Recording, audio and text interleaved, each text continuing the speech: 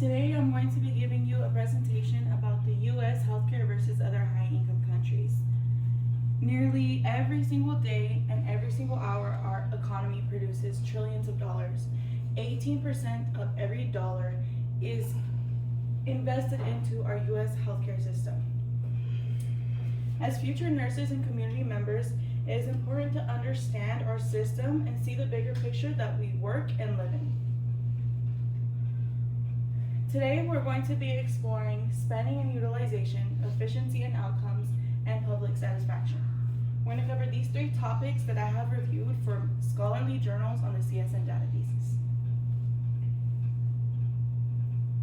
Right here, I'm going to pause on these numbers and I want you to look at the 17.8% of the GDP, the gross domestic product. That is nearly twice the spending of peer nations, while other nations are spending 9 to 6%, and the highest being 12% of their gross domestic products. This graph right here shows that we are spending twice as more in healthcare than any other nation.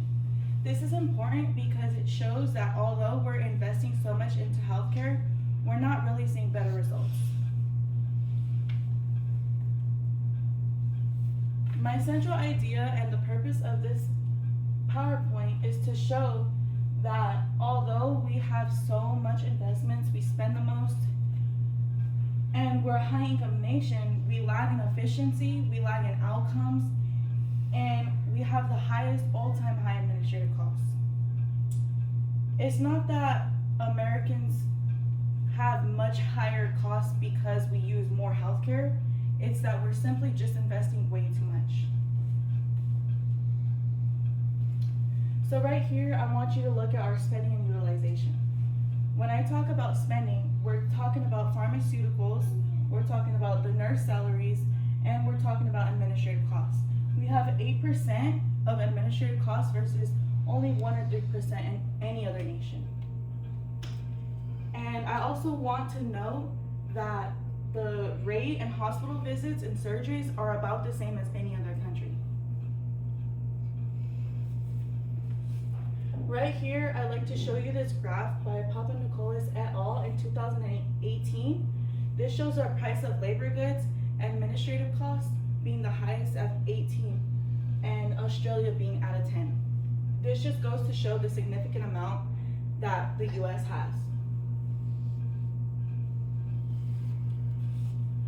So our efficiency and outcomes, although we do invest a lot of money, we have rapid adoption of technologies and we don't even know their outcomes yet. We don't know how effective they are, but we're investing so much money into them.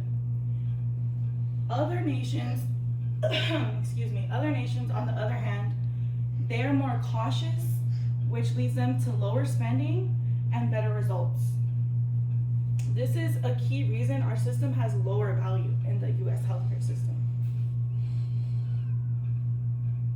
Right here, Garber and Skinner in 2008, they did a research and they found that doctors often don't communicate well.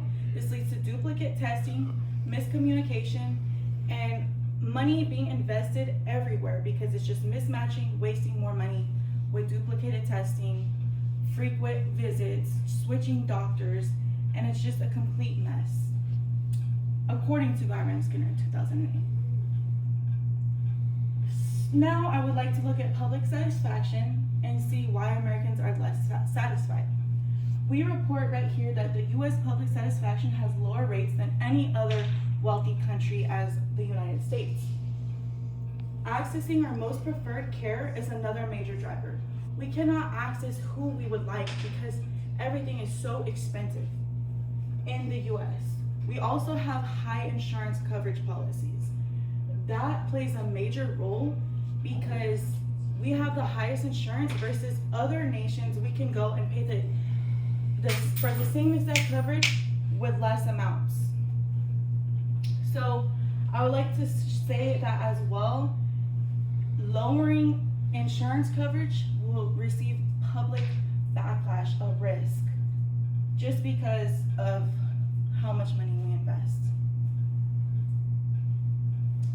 So our access concerns dominate the U.S. public satisfaction, like I said, we cannot access our most preferred care simply because it's just too expensive, and that is how our U.S. healthcare system is set up in the U.S. My key takeaways from this that I would like you to know is that the U.S. has higher spending, we have lower efficiency, meaning we adopt technologies and we invest so much time into products without even knowing if they will benefit us at all. And we have lower satisfaction.